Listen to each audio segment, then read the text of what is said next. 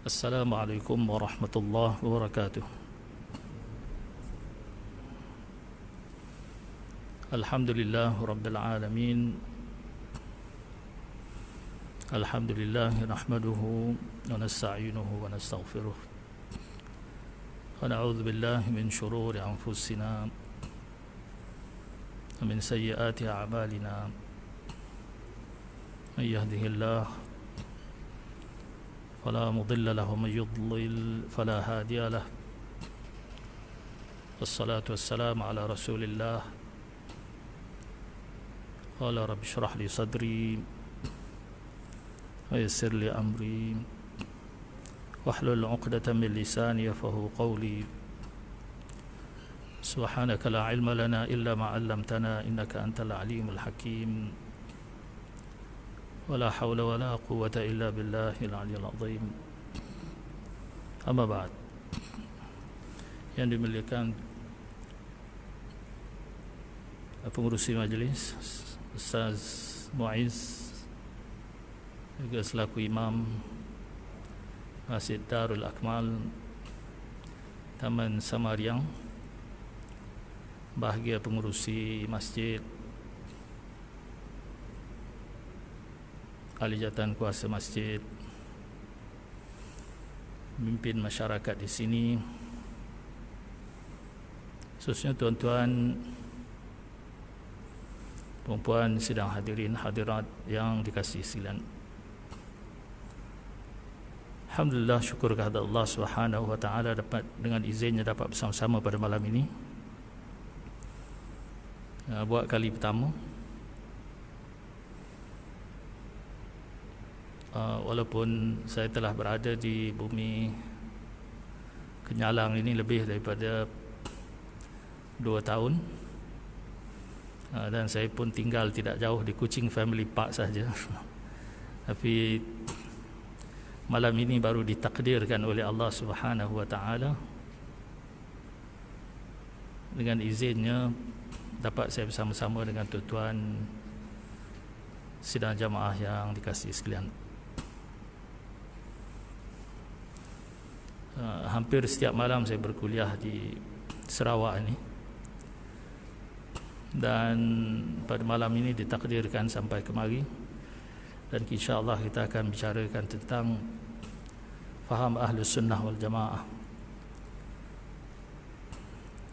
dan juga persoalan adakah aliran Wahabi itu aliran yang berada dalam faham Ahlus Sunnah wal Jamaah. Mungkin tajuk ini bagi setengah orang sangat selesa, tapi mungkin juga ada sebahagian daripada kita yang rasa panas, kerana ada yang berasa allergic bila disebut kalimah Wahabi. Dan ada juga yang berasa bahawasanya kalimah Wahabi ini tak perlulah disebut, kerana akan menimbulkan sedikit pergeseran di kalangan jamaah. Namun mari kita ikuti kuliah pada malam ini dengan hati yang terbuka. Mudah-mudahan Allah Subhanahu wa taala membuka pintu hati kita untuk memahami sedikit perkongsian ilmu pada malam yang bahagia ini. Tuan-tuan sidang jamaah yang dikasihi sekalian, faham Ahlus Sunnah wal Jamaah adalah faham yang dibawa oleh Rasulullah sallallahu alaihi wasallam dan para sahabat radhiyallahu alaihim ajma'in, dan disambung oleh para ulama daripada kaum salaf, yakni kaum yang berada di 300 tahun yang pertama, dan disambung oleh para ulama kaum khalaf, yakni tahun-tahun yang berikutnya, dan berkesinambungan sehinggalah ke hari ini. Alhamdulillahirabbil alamin. Fahaman akidah Ahlus Sunnah wal Jamaah ada disebut di dalam hadis-hadis Nabi sallallahu alaihi wasallam. Dalam pada Nabi menyatakan akan berlaku perpecahan di kalangan umat Nabi Muhammad sallallahu alaihi wasallam, di mana Nabi sallallahu alaihi wasallam bersabda, "Sataftariqu ummati ala 73 firqatan." Akan berpecah umatku kepada 73 firqah. Kulluhum finnar. Kesemuanya adalah di dalam api neraka. Illa ma ana alaihi wa ashabi, melainkan mereka yang mengikut jalanku dan jalan jamaah para sahabah radhiyallahu alaihim ajma'in. Jadi Rasulullah sallallahu alaihi wasallam mengabarkan kepada kita bahawasanya umat Nabi Muhammad ni akan berpecah kepada 73 kelompok. Yang selamat, yang disebut sebagai Al-Firqatun Najiyah, iaitu firqah yang selamat, adalah firqah Ahlus Sunnah wal Jamaah. Fahaman Ahlus Sunnah wal Jamaah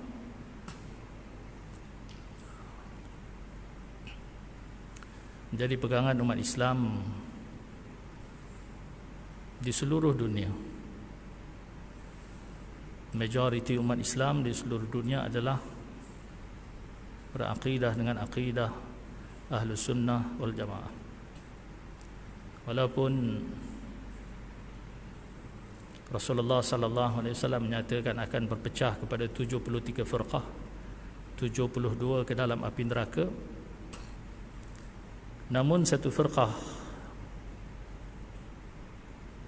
yang digelar sebagai Al-Firqatun Najiyah, yakni firqah yang selamat, adalah bersifat majority dan bakinya adalah bersifat minority. Di sana ada golongan Musyabbihah, Mujassimah, Qadariyah, Jabariyah, Mu'tazilah, Najjariyah, Qadianiyah, dan macam-macam lagi. Inilah yang disebutkan oleh seorang tokoh ulama daripada Yaman yang mengarang kitab berjudul Bughiyatul Mustarsyidin, yang dikenali sebagai Ba'alawi, menyatakan akan berpecah kepada 72 firqah. Mereka itu adalah kaum Syiah, lebih daripada 20 firqah. Mereka itu adalah kaum Khawarij. Mereka itu adalah kaum Mujassimah, Musyabbihah, kaum Qadariyah, Jabariyah, dan lain-lain. Namun alhamdulillah, syukur kita kehadrat Allah Subhanahu wa taala, bumi kita datang agama di atas kerangka Ahlus Sunnah wal Jamaah. Islam masuk ke tanah air kita. Islam Ahlus Sunnah wal Jamaah, bukan Islam Qadariyah, bukan Islam Jabariyah, bukan Islam Syiah, bukan Islam Qadianiyah, bukan Islam Mujassimah, Musyabbihah, dan sama sekali bukan Islam Wahabi. Ini terbukti bila mana kita melihat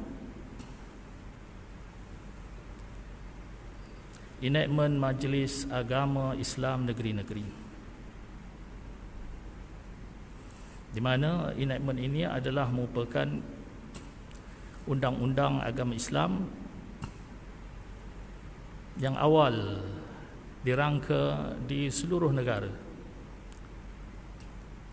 Dan kalau kita meneliti enactment Majlis Agama Islam negeri-negeri, di antaranya Majlis Islam Negeri Selangor yang dirangka pada tahun 1945,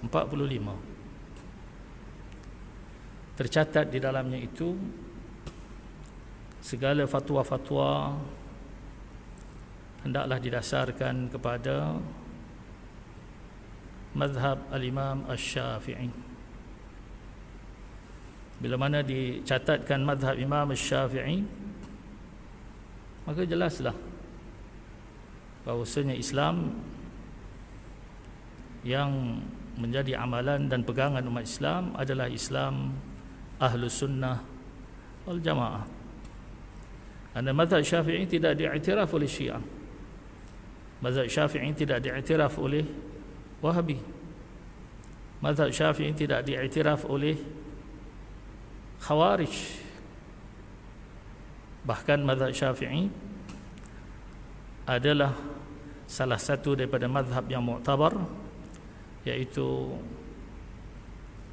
Hanafi, Maliki, Syafi'i dan Hambali, yang telah ijma' konsensus di kalangan para ulama. Inilah pegangan mazhab yang wajib diikuti salah satu daripadanya. Tuan-tuan, puan-puan sidang hadirin hadirat dikasihi sekalian, sebahagian enactment Majlis Agama Islam negeri-negeri bukan sekadar tercatat mazhab Asy-Syafi'i, bahkan tercatat faham Ahlus Sunnah wal Jamaah mengikut faham Al-Imam Abu Hasan Al-Ash'ari dan Al-Imam Abu Mansur Al-Maturidi. Negeri Selangor, di dalam penambahbaikan enactment Majlis Agama Islam Negeri Selangor, saya menyaksikan sendiri tercatat kalimah Ahlus Sunnah wal Jamaah Al-Ash'ari ataupun Al-Asy'ariyah di dalam enactment. Ini bermakna berakidah dan berpegang kepada mazhab al-Imam Asy-Syafi'i adalah satu yang bersifat legal, yang telah diperundangkan, dan mereka yang membawa fahaman-fahaman yang bertentangan, mereka adalah dianggap sebagai membawa fahaman yang illegal, yang bertentangan dengan apa yang telah dicatat. Sebab itulah saya melihat dalam enactment Majlis Agama Islam Negeri Selangor, dan saya rasa tidak kurang beza jauhnya dengan enactment Majlis Agama Islam Negeri Sarawak. Barang siapa yang mengeluarkan pandangan-pandangan bertentangan dengan qaul mu'tamad, yakni qaul yang first class dalam mazhab Syafi'i, maka orang ini boleh ditangkap, ditahan, dipenjarakan dan didenda dengan sejumlah wang. Jadi artinya dalam enactment Majlis Agama Islam Negeri Selangor khasnya dan negeri-negeri lain umumnya, memang ada tercatat faham Ahlus Sunnah wal Jamaah mengikut Al-Imam Abu Hasan Al-Ash'ari dan Al-Imam Abu Mansur Al-Maturidi. Ash'ari di sini bukan Ash'ari Arkam, tuan-tuan, ya. Jangan tuan-tuan silap pula. Nanti ada kata, "Ai, Ash'ari Arkam kah?" Bukan. Ini Al-Imam Abu Hasan Ash'ari yang lahir pada 260 Hijriyah di Basrah, Iraq. Al-Imam Abu Hasan Asy'ari adalah merupakan keturunan As-Sahabi Al-Jalil, iaitu sahabat besar Abu Musa Al-Asy'ari yang berasal daripada Yaman. Mereka ini adalah daripada kaum salaf. Sementara Al-Imam Syafi'i adalah lahir pada tahun 150 Hijriah, juga daripada kaum salaf. Jadi kita umat Islam umumnya di Malaysia adalah berakidah dengan aqidatus salaf dan juga beramal dengan amalan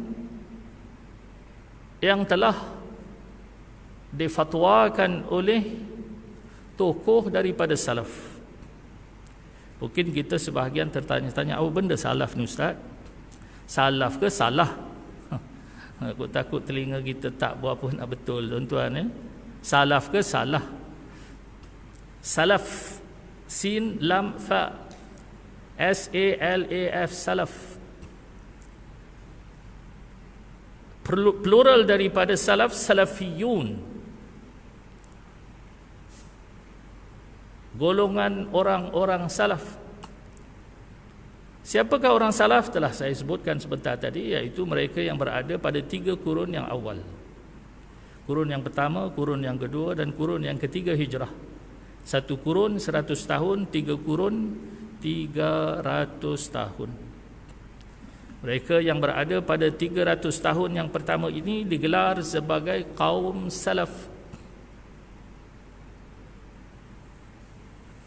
Orang salaf ini dijanjikan oleh Rasulullah sallallahu alaihi wasallam dengan kebenaran dan kebaikan.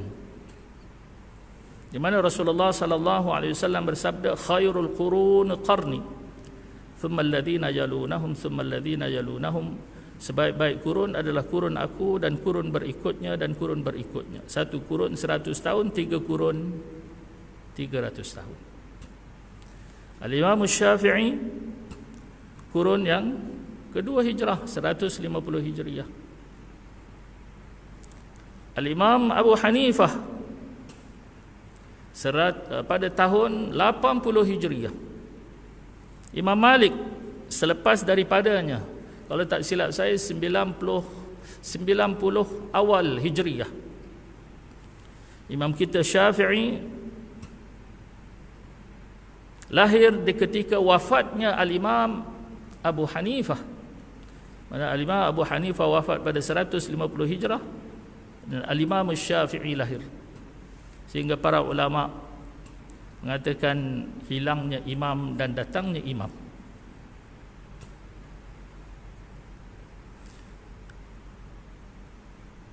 Al-Imam Syafi'i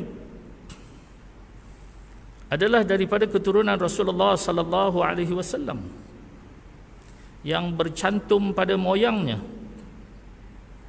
sehingga Rasulullah sallallahu alaihi wasallam mengisyaratkan dalam satu hadis, la tasubbu quraisyan fa inna fihim 'alimun yamla'ul arda 'ilmahu. Janganlah kamu sekali-kali mencerca kaum Quraisy, yakni kaum Nabi sallallahu alaihi wasallam, kerana kata Nabi, nanti daripada kaum Quraisy ini akan lahir seorang yang alim dan ilmunya memenuhi seluruh muka bumi. Selepas daripada kewafatan Imam Syafi'i, para ulama sepakat hadis itu adalah mengisyaratkan kepada Al-Imam Syafi'i, iaitu seorang imam daripada keturunan Rasulullah sallallahu alaihi wasallam, sehingga digelar juga Al-Imam Syafi'i ini sebagai Al-Imamul Muttalibi, sebagaimana dalam satu kitab yang telah ditulis oleh Al-Imam As-Subki yang berjudul Kalamul Imamil Muttalibi, iaitu kalam Al-Imam At-Talibi iaitu imam yang bercantum monyangnya dengan Rasulullah sallallahu alaihi wasallam. Jadi tuan-tuan, puan-puan, sidang hadirin hadirat kasih sekalian, jadi orang salaf ini ada janji daripada Nabi, di mana orang salaf ini adalah berada pada kurun yang terbaik. Itu kurun yang pertama, kurun yang kedua, dan kurun yang ketiga Hijriah. Jadi umumnya umat Islam di dunia ini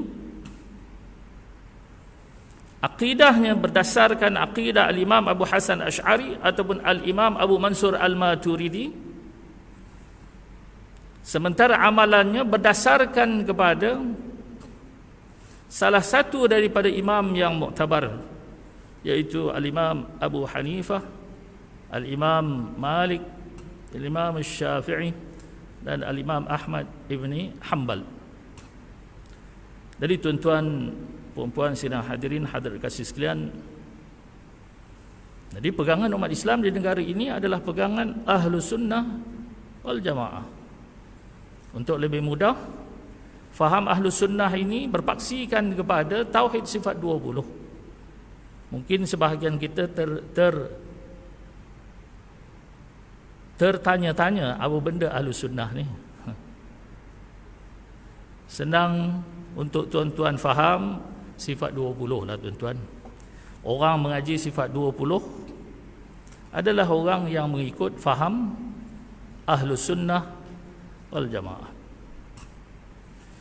Jadi di dalam enactment Majlis Agama Islam terang, seperti enactment Majlis Agama Islam Negeri Pahang tercatat faham Asy'ariyah dan Maturidiyah di dalam akidah mazhabnya Syafi'i. Saya melihat enactment Majlis Agama Islam Negeri Perak tercatat juga faham Ahlus Sunnah wal Jamaah Al-Asy'ari ataupun Al-Asy'ariyah, dan mazhab fiqahnya adalah mazhab Al-Imam Asy-Syafi'i. Dan kalau kita melihat wasiat Syekh Abdullah Fahim, merupakan tokoh besar ulama di negara ini,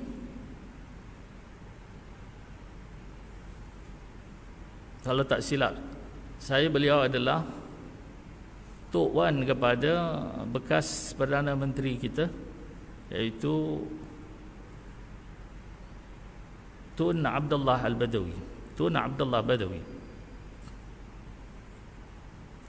di mana Syekh Abdullah Fahim mewasiatkan di dalam surat wasiatnya bahawa umat Islam di Malaysia janganlah berpecah belah.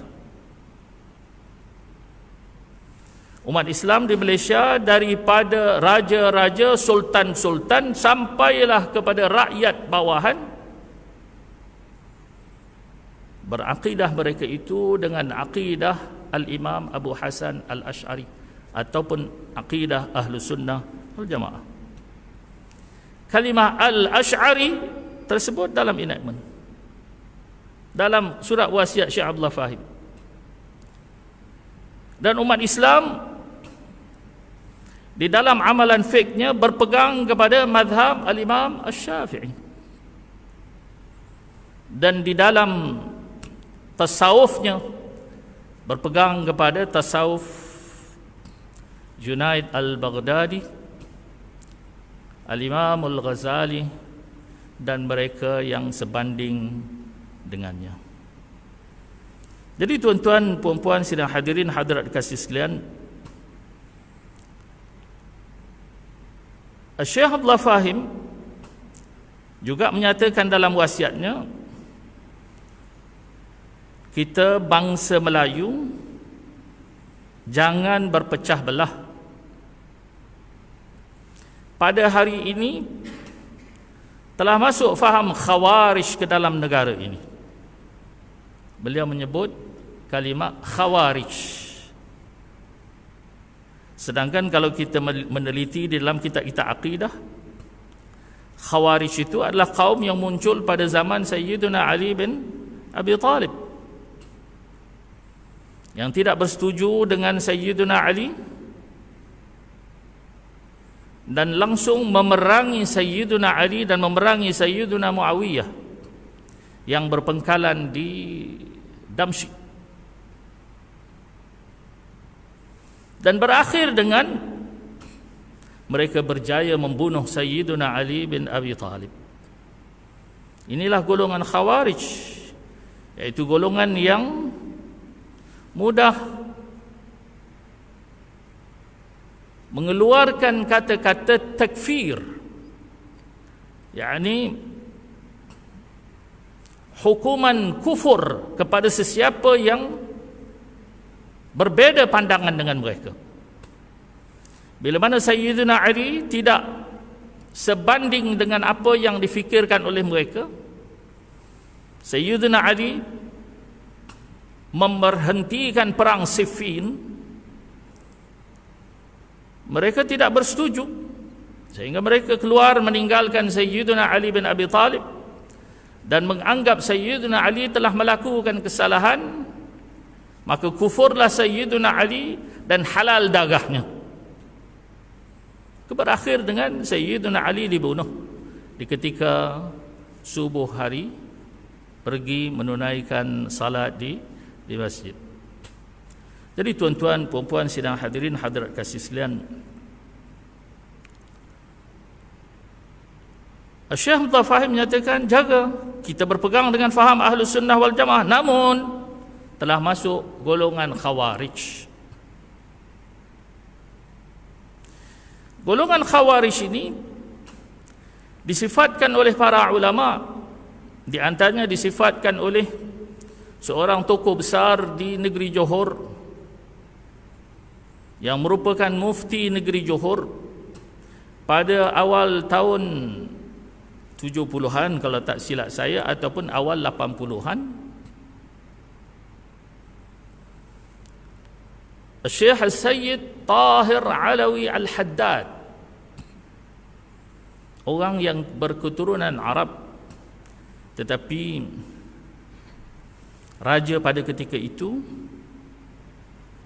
telah menjemput beliau untuk duduk di negeri Johor, menjadi mufti di negeri Johor. Saya ada dengar khabar daripada cerita-cerita yang sampai, beliau itu duduk di rumah, barang-barang letak dalam beg, tuan-tuan. Bila tuanku datang ke rumah, kerana dulu Sultan sangat menghormati para ulama, sehingga mereka datang ke rumah. Apa kata Said Tahir Alawi Haddad? Tuanku nampak kan banyak beg. Itu barang-barang saya dalam beg.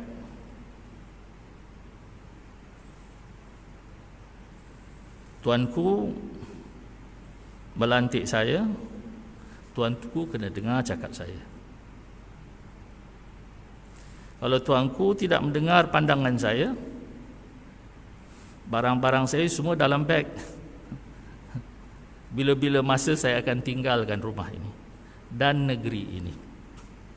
Begitulah ketegasan Sayyid Tahir Alawi Al-Haddad yang dulu menaun lama di tanah Yaman. Jadi tuan-tuan, puan-puan, sidang hadirin hadirat kasih sekalian, Sayyid Tahir Alawi Haddad di dalam kitabnya yang berjudul Fatwa Negeri Johor ada menyatakan tentang faham Khawarij. Siapakah faham Khawarij? Disifatkannya panjang lebar. Di antaranya simptom ataupun gejala-gejala orang Khawarij, macam simptom COVID-19 lah, tuan-tuan, ya. Artinya kalau ada simptom, maka positif. Begitulah juga kalau ada simptom yang ini, maka positif Wahabi, tuan-tuan, ataupun positif Khawarij. Apa disifatkan oleh Sayyid Tahir Alawi Haddad? Banyak. Di antaranya beliau menyatakan mereka ini sangat marahkan imam-imam mazhab, marah kepada mazhab yang 4, Hanafi, Maliki, Syafi'i dan Hambali. Mereka itu sangat marahkan amalan-amalan seperti talqin di kuburan. Mereka sangat tidak senang dengan kunut yang dibaca pada sembahyang subuh. Mereka tidak senang dengan bacaan tahlil. Mereka tidak senang dengan amalan maulid yang dilakukan pada bulan maulid kerana menyambut hari kelahiran Nabi sallallahu alaihi wasallam. Mereka sangat tidak senang dengan amalan-amalan seperti bacaan Yasin pada malam Jumaat. Mereka tidak senang dengan amalan wirid-wirid yang dibaca selepas daripada sembahyang 5 waktu. Dan beliau menyatakan, barang siapa yang berbeza pandangan dengan mereka, maka dijadikan musuh dan seteru. Dan beliau menyatakan inilah dia adat orang Khawarij. Tercatat tuan-tuan ya, di dalam kitab Fatwa Mufti Johor, seorang alim daripada keturunan Rasulullah sallallahu alaihi wasallam yang mukhlishan lillah, yang bekerja ikhlas kerana Allah Subhanahu wa taala. Bukan kerana wang ringgit, bukan kerana pangkat. Bahkan apa yang dilakukan ialah untuk mendapatkan mardatillah, yakni keredaan daripada Allah Subhanahu wa taala. Jadi Sayyid Tahir Alawi Haddad dalam kitab fatwa itu menyifatkan orang-orang yang begini rupanya, anti talqin, anti kunut, anti tahlil, anti yasin, anti maulid. Apa lagi tuan-tuan? Macam-macam lagi tuan-tuan ya. Kata beliau, inilah adat Khawarij. Jadi orang Khawarij pada hari ini ada tuan-tuan ya. Ada. Siapakah golongan Khawarij? Banyak disebut di dalam kitab-kitab, di antaranya disebut oleh seorang tokoh besar di dalam mazhab Hanafi yang dikenali sebagai Ibnu Abidin, yang mengarang sebuah kitab yang mu'tamad dalam madhab Al-Imam Abu Hanifah berjudul Raddul Muhtar. Ada dinyatakan di dalam kitab beliau itu tentang siapakah golongan Khawarij pada masa ini. Maka beliau menyatakan atba' Muhammad bin Abdul Wahhab Khawarij zamanina, iaitu pengikut Muhammad bin Abdul Wahhab adalah Khawarij pada zaman kita ini, kata beliau. Siapakah Muhammad bin Abdul Wahhab? Itulah pengasas aliran kaum Al-Wahhabi, yang sekarang orang panggil Wahabi, ataupun saya juga gelar sebagai Pak Wahab tuan-tuan. Ada orang nama Wahab ke sini? Minta maaf kalau ada orang nama Wahab di sini. Kita beri laluan azan sedikit tuan-tuan ya. Selepas azan agaknya saya kena sambung sikit lagi lah tuan-tuan ya, dalam 10 minit. Kerana berasa masih terawang-awang. Belum sampai airport lagi tuan-tuan ya. Jadi kalau saya turun menjunam tuan-tuan, nanti mabuk pula kita tuan-tuan ya. Jadi kita selepas azan, saya harap tuan-tuan bersabar dalam 10 minit. Saya nak cuba landing lah tuan-tuan ya, dengan landing yang terbaik. Mudah-mudahan tuan-tuan tidak mabuk lah dan dapat faham apa yang kita sampaikan pada malam yang berbahagia ini.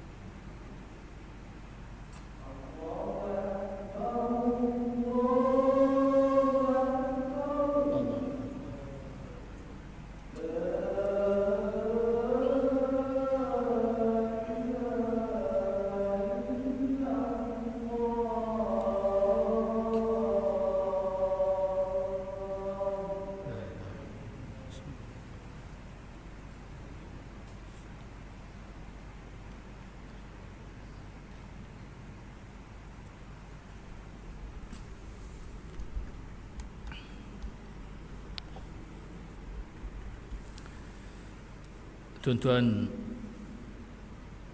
sidang hadirin jamaah yang dikasihi sekalian,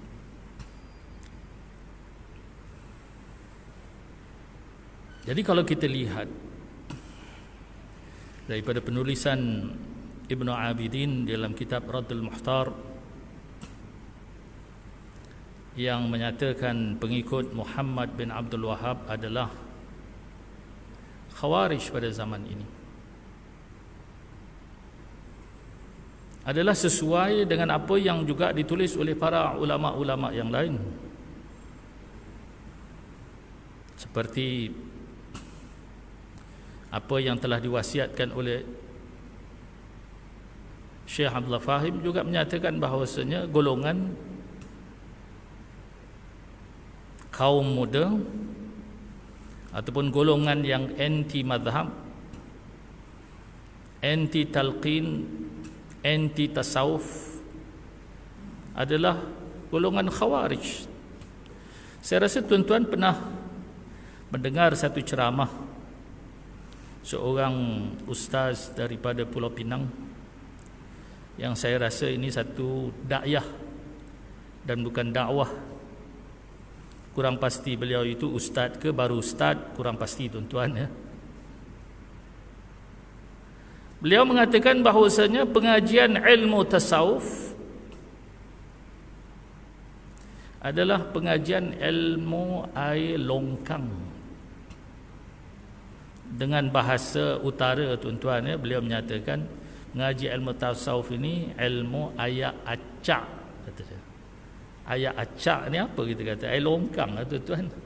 Air acak ni tuan-tuan bukan air longkang, secara lebih tepat iaitu air yang mengalir daripada kumbahan dapur yang meleleh di bawah tu, itu orang utara panggil ayak acak.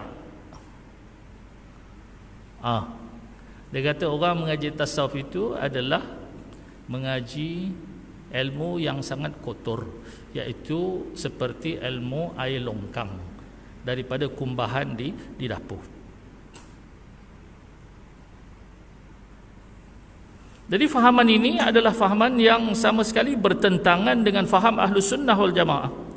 Kerana faham Ahlus Sunnah wal Jamaah berpegang kepada ilmu tauhid, akidah yang berdasarkan daripada apa yang telah dirumuskan oleh Al-Imam Abu Hasan Asy'ari, dan hendaklah kita bermadhab salah satu daripada madhab yang 4, dan hendaklah kita bertasawuf sebagaimana tasawuf Al-Imam Junaid Al-Baghdadi atau Al-Imam Al-Ghazali. Alih-alih beliau ini mengatakan mengaji tasawuf adalah mengaji ayat acak, kata tuan-tuan. Sedangkan Imam Malik ada menyatakan man tafaqqaha bila tasawufin tafassaq. Seseorang yang berfiqah dan tidak bertasawuf adalah fasik orang ini. Jadi bertasawuf itu ada disebut oleh para imam tuan-tuan. Walaupun kalimah tasawuf itu kalimah yang tidak wujud pada zaman Nabi SAW, di kalimah itu kemudian terbina dan menjadi salah satu cabang ilmu di dalam cabang-cabang ilmu Islam. Bahkan para ulama mentafsirkan hadis Nabi sallallahu alaihi wasallam, talabul ilmi fariidatun ala kulli muslimin wa muslimatin. Menuntut ilmu itu fardu bagi lelaki yang muslim dan wanita yang muslimah. Apakah yang diartikan atau diisyaratkan oleh Nabi sallallahu alaihi wasallam al-ilm di dalam hadis itu? Para ulama mengatakan 3 cabang ilmu, iaitu ilmu akidah, ilmu syariah ataupun ilmu fiqh, dan yang ketiga ilmu tasawuf. Kalau ilmu fiqh adalah ilmu yang dianggap syariat zahir, tentang perlakuan zahir. Adapun ilmu tasawuf lebih menjurus kepada persoalan-persoalan batin. Bagaimana kita mau mengisikan di dalam diri kita ini sifat-sifat mahmudah, iaitu sifat-sifat yang terpuji, dan bagaimana kita mau mengikis dan membuang segala sifat-sifat mazmumah, iaitu sifat-sifat yang dicela. Jadi tuan-tuan, puan-puan, sidang hadirin hadirat dikasih sekalian, faham ahli sunnah wal jamaah adalah fahaman majoriti di negara ini. Adapun fahaman-fahaman yang bertentangan dengan faham ahli sunnah wal jamaah, seperti fahaman yang anti amalan-amalan baik, adalah fahaman yang sebenar-benarnya bertentangan dengan apa yang telah disepakati oleh para alim ulama.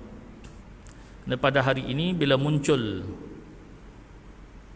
puak-puak Wahabi ini tuan-tuan ya, masjid-masjid, surau-surau menjadi pecah. Kerana golongan ini mudah menuduh amalan-amalan baik umat Islam yang telah ditinggalkan oleh para ulama sebagai suatu amalan yang bid'ah. Dan mereka mentafsirkan hadis Nabi sallallahu alaihi wasallam, kullu bid'atin dalalah, segala perkara-perkara yang bid'ah, yang dianggap sebagai perkara-perkara baru yang tidak dilakukan oleh Nabi sallallahu alaihi wasallam, segala-galanya adalah sesat dan masuk neraka. Daripada mereka, berwirid selepas sembahyang adalah amalan yang bid'ah. Berdoa secara beramai-ramai selepas sembahyang, amalan yang bid'ah. Baca Yasin malam Jumaat, amalan yang bid'ah. Bertalqin di kubur, amalan yang bid'ah. Maulid, bid'ah. Sembahyang tarawih 20 rakaat, bid'ah. Berselawat, bid'ah. Marhaban, bid'ah. Qasidah-qasidah ya hanana ya hanana, bid'ah. Bahkan mereka yang menziarahi kubur seperti kubur para anbiya dan para aulia, mereka kata kufur, syirik, kerana memuja orang yang telah mati. Jadi ini adalah fahaman-fahaman yang bertentangan sama sekali dengan faham Ahlus Sunnah wal Jamaah. Kita faham Ahlus Sunnah wal Jamaah tidak semata-mata mengatakan bid'ah itu adalah dalalah, sesat. Bahkan di sana ada bid'ah yang hasanah, bid'ah yang baik. Sayyiduna Umar bin Khattab radhiyallahu anhu memerintahkan para sahabat radhiyallahu alaihim ajma'in melakukan tarawih secara jamaatan, berjamaah, dengan melantik seorang menjadi imam, yang tidak pernah berlaku pada zaman Nabi sallallahu alaihi wasallam dan juga zaman Sayyidina Abu Bakar As-Siddiq radhiyallahu anhu. Dan apabila sembahyang tarawih dilakukan, maka Sayyidina Umar melihat tarawih diamalkan secara jamaatan, beliau menyatakan, ni'mal bid'atu hadhih, ini bid'ah yang baik. Jadi kalau Sayyidina Umar mengatakan bid'ah itu ada yang baik, siapalah kita untuk mengatakan bid'ah semuanya sesat, tuan-tuan ya. Sayyidina Umar sendiri mengatakan bid'ah itu ada yang baik. Dan juga Al-Imam Syafi'i membahagikan bid'ah itu kepada bid'atan, iaitu dua macam bid'ah. Bid'atun mahmudah wa bid'atun mazmumah, iaitu bid'ah yang dipuji dan bid'ah yang dicela. Istilah pada sisi Al-Imam Syafi'i maknanya sama, tetapi istilahnya berlainan. Setengah ulama mengatakan bid'ah dalalah itulah dia bid'ah mazmumah, iaitu bid'ah yang dicela. Bid'ah yang dicela, bid'ah yang sesat, sama maknanya, cuma kalimahnya berlainan. Bid'ah mahmudah, bid'ah yang dipuji, atau bid'ah hasanah, bid'ah yang baik, sama pengertiannya, tujuannya, maksudnya, cuma berbeza di segi istilahnya. Jadi kita kaum ahli sunnah wal jamaah sejak daripada zaman dahulu kala lagi telah sepakat mengatakan al-bid'atu bid'atan. Bid'ah itu ada dua macam. Bid'ah yang hasanah, bid'ah yang baik, dan bid'atun dalalah, dan bid'ah yang sesat. Mana-mana amalan baru yang tidak dilakukan oleh Nabi sallallahu alaihi wasallam dan tidak bertentangan dengan nas daripada Al-Quran dan juga hadis-hadis Nabi sallallahu alaihi wasallam dan tidak bertentangan dengan kesepakatan para ulama, maka dikategorikan amalan itu sebagai amalan bid'ah yang hasanah, bid'ah yang baik. Seperti kita membaca Yasin pada malam Jumaat. Katalah Nabi sallallahu alaihi wasallam tidak membaca Yasin pada malam Jumaat. Adakah salah kita membaca Yasin pada malam Jumaat? Di mana satu dalil daripada Al-Quran dan hadis Nabi yang melarang membaca Yasin pada malam Jumaat? Namun para ulama yakin sungguh membaca Yasin pada malam Jumaat itu adalah perkara yang baik. Maka dikategorikanlah amalan bacaan Yasin pada malam Jumaat sebagai amalan yang dikategorikan sebagai bid'ah yang hasanah. Seperti amalan talqin di kubur. Bila seseorang itu telah disemadikan di kambus kubur, maka seorang imam akan membacakan talqin. Maka mereka daripada golongan kaum Al-Wahhabi sangat marah orang bertalqin di kubur, sangat marah orang baca Yasin di kubur, sangat marah orang membaca tahlil di kubur. Mereka mengatakan ini adalah bid'atun dalalah, bid'ah yang sesat. Bahkan di Kuching ini sudah ada kumpulan mereka yang hijack di kubur dan melarang bacaan talqin. Telah berlaku dan saya melihat videonya berlaku di Kuching ini. Jadi mereka tidak baca apa-apa, tuan-tuan. Mereka hanya sekadar ceramah di atas kubur dan melarang untuk dibacakan Yasin, bacakan tahlil, dan dilarang membacakan talqin. Sedangkan amalan talqin ini telah difatwakan oleh ashabus Syafi'i lebih daripada 1200 tahun yang lalu, dan dicatatkan dalam kitab-kitab fatwa bahwasanya amalan talqin di kubur adalah amalan yang sangat baik yang ditunjukkan oleh Rasulullah sallallahu alaihi wasallam.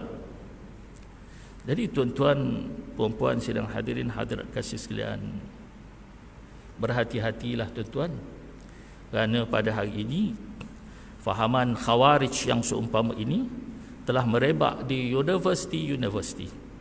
Bahkan universiti pada hari ini sesetengahnya telah menjadi sarang dan kubu fahaman ini.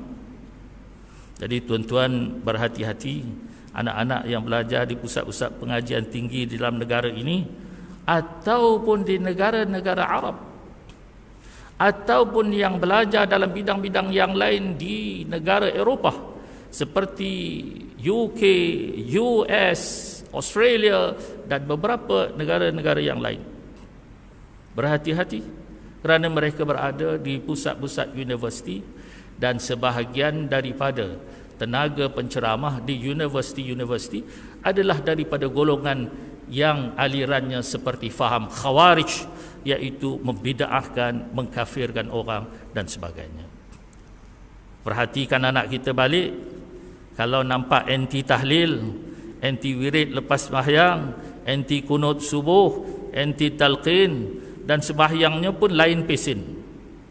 Takbirnya rendah, letaknya tinggi begitu, dan bila tahiyat menggerak-gerakkan jarinya, gedeng gedeng gedeng gedeng gedeng. Jaga baik-baik tuan-tuan. Ini sudah positif tuan-tuan, dengan positif virus faham khawarij ataupun faham kaum Al-Wahhabi. Fahaman ini sangat berbahaya kerana akidahnya bercanggah dengan akidah Ahlus Sunnah wal Jamaah. Di antara akidah yang sangat berbahaya dibawa oleh kaum ini beriktikad dengan menjisimkan zat Allah Subhanahu wa taala. Diiktikadkan bahwasanya Allah Subhanahu wa taala itu bertempat dan tempatnya di atas arasy.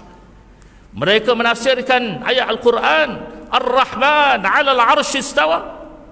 Mereka kata Tuhan itu bersela di atas arasy. Ini adalah akidah yang bertentangan sama sekali dengan akidah Ahlus Sunnah wal Jamaah, yang mana akidah Ahlus Sunnah wal Jamaah berpaksikan kepada ayat yang muhkam, laisa kamitslihi syai'. Allah tidak sama dengan segala sesuatu. Dan dalam surat Al-Ikhlas, walam yakun lahu kufuwan ahad, tidak ada satu yang menyamai Allah Subhanahu wa taala, ataupun tidak boleh disamakan dengan Allah Subhanahu wa taala. Dan kita juga berpegang teguh dengan salah satu daripada sifat 20 di mana Allah Subhanahu wa taala itu mukhalafatuhu ta'ala lil hawadith, bersalah-salahan daripada segala yang baharu. Dan juga kita berpegang dengan salah satu lagi sifat 20, Allah itu bersifat dengan qiyamuhu ta'ala binafsih, berdiri dengan sendirinya, tidak berhajat kepada tempat. Kalau Allah Subhanahu wa taala berhajat dengan tempat, maka kita telah menyamakan Allah Subhanahu wa taala dengan makhluk yang bersifat baharu.